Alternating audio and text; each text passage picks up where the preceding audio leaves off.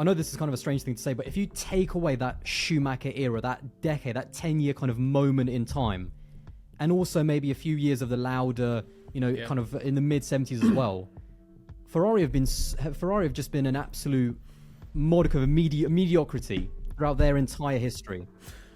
Yeah, I knew where you were going with this. It's ridiculous. It's not that impressive, is it? They have so much resource. I mean, so many advantages politically, on track, off track, everything. They have their pick of the litter when it comes to drivers 99% of the time. Maybe they're not gonna, you never I think even Max a little bit might think about going to Ferrari in the future. I mean, that's how crazy it might be. But I just don't quite understand how you go from a Jean Todt era and something that I've spoken about a lot. A diverse team, a very diverse team, lots of different cultures, lots of different nationalities. A German driver, obviously Jean Todt, a Frenchman, kind of running the team. Ross Brawn as well. Rory Byrne from South Africa. That kind of diverse environment, lots of different cultures, lots of different way of thinking.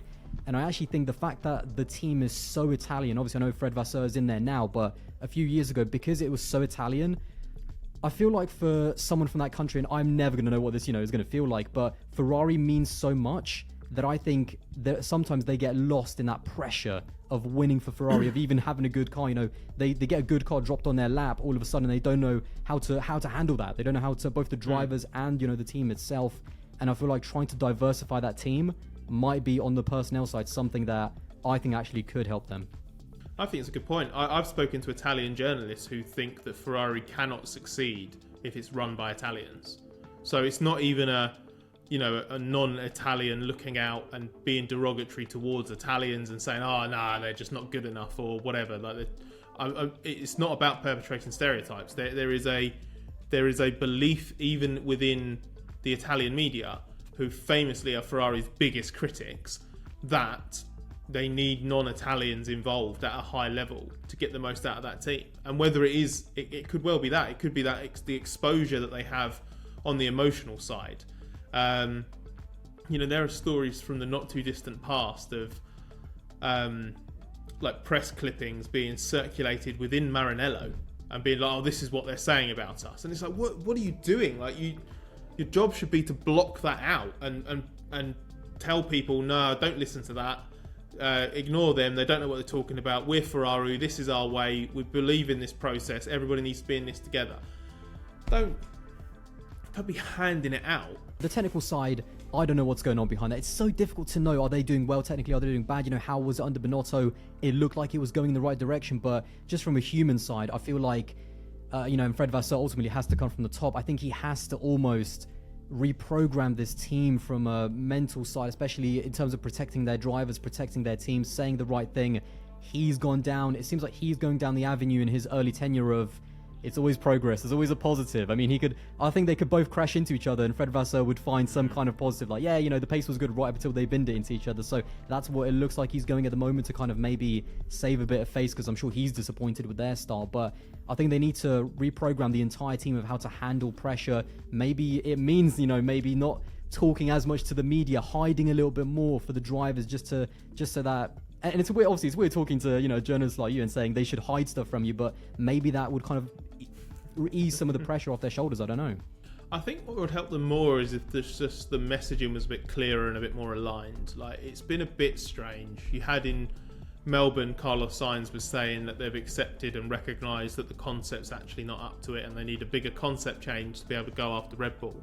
But then you speak to Fred Vasseur and he's saying, no, that's not the case. You speak to Leclerc and Leclerc says, I'm not sure I agree as much as Carlos, but we'll see. And there's just this conflicting messaging around what position the team's in and is it actually in a good place, is it not? And I am a little bit worried that it's repeating that just long Ferrari, not the long Ferrari thing, that issue that Binotto had, which was, while trying to eliminate that culture of fear, which is absolutely the right thing to do, Binotto misunderstood the idea of no blame. I think he didn't quite grasp that blame and accountability are different things. So Binotto's tactic for a while, or not tactics, I don't think it was this conscious, but his approach for a while was that we weren't making mistakes. They're not mistakes, they're things that happened.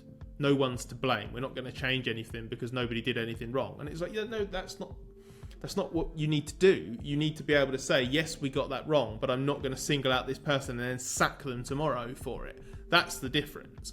And I'm a little bit worried with what Fred's saying. And I like Fred, and I think he's got some great qualities that could benefit Ferrari a lot. I'm worried he's going in that direction. It's weird with Ferrari. I think it is going to be a journey, but how long is it? I mean, they waited, I forget, was it almost 2 decades to win a driver's title until Michael did it in 2000? I forget, maybe in 81 they won it or something, but how long is it going to be? And the thing to remember about the early 2000s is, and this is not to take away the job that Ferrari did, especially in 2002 and 2004, like the cars that they produced for those seasons were out of this world, and Schumacher's obviously rightly an absolute legend of the sport and considered by many to be the greatest ever driver. The fact is that their opposition was also a little bit at sea. That the McLaren downfall can be traced to the start of the 21st century. Williams is actually started a couple of years earlier than that, and you just had a bunch of other teams that were kind of in the middle trying to come up. There was the Benetton to Renault transformation at the time. Again, you compare it to now, like absolute all respect to the job that Aston Martin and Fernando Alonso are doing, but Aston Martin admit that they shouldn't be second. Ferrari and Mercedes have underperformed, and if they hadn't underperformed, Aston Martin would probably be 4th fastest. They'd be a very good 4th fastest, but they would only be 4th. So that has skewed it. And the reason I make that comparison is that for Ferrari to win a world championship now, I think they either need to beat their opposition in a straight fight, and I just don't see the evidence for why I see the ingredients there that they could do that, but I don't see any evidence that they're able to actually be even as good as the sum of their parts. I think actually somehow Ferrari always conspires to be slightly less than the sum of its parts. So they're not going to win in a straight fight, I don't think. So then you're relying on all of their major opposition slipping up, which at the moment is Red Bull and Mercedes, and in the near future could well be Aston Martin as well. What are the chances of all of those teams slipping up to a degree that Ferrari can beat all of them in a given season? I don't think those chances are great. I think he props that team up so much, especially in quali. We know that.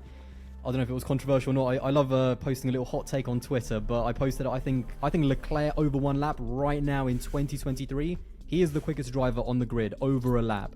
I mean, he's just unbelievable. Some of the things that, when you watch his onboard sometimes, they look a bit on the edge, but it's somehow controlled chaos, and I just love it. So, but he's, again, contract runs out 2024, and you're totally spot on. Like, he should not be signing a new contract, or at least thinking about it anytime soon. He should leave it as long as he can to see how the kind of, chessboard kind of plays out, really. So, I mean, do you think... It's weird, actually. I was going to ask, do you think he could leave? But I think it's that frustration over the dream of winning for Ferrari, because it does mean a lot to him. I think even going back to Jules and kind of, I think he almost feels like that's completing, almost his mission. Jules Bianchi should have been in that, in that Ferrari fighting for these championships. So how much is all of that emotional aspect of racing for Ferrari going to weigh on him? But do you think that he is going to... How seriously do you think he could consider leaving?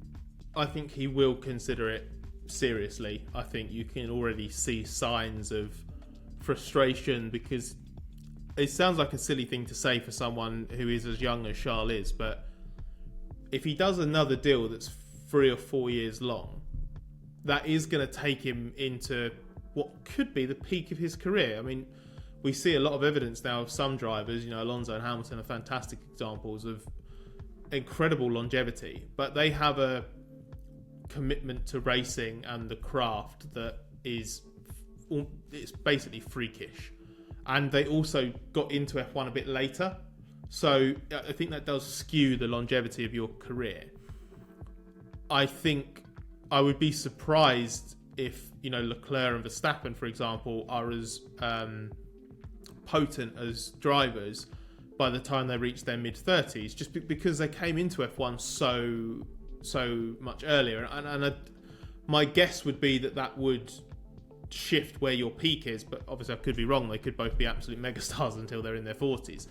But I think Leclerc's got to be thinking now, like, he's obviously nowhere near the last move of his career or anything like that, but he's got to be like, right, if I want to position myself as strongly as I can for the next 5 to 10 years, which I think is genuinely in modern F1 how long in advance you need to think, because we see drivers benefiting from moulding teams around them. Verstappen's reaping the rewards for that now with Red Bull. With Lewis, it was at Mercedes. It was Sebastian at Red Bull before then. You know, these driver team eras are more of a thing now, and I think Schumacher Ferrari kind of really started that.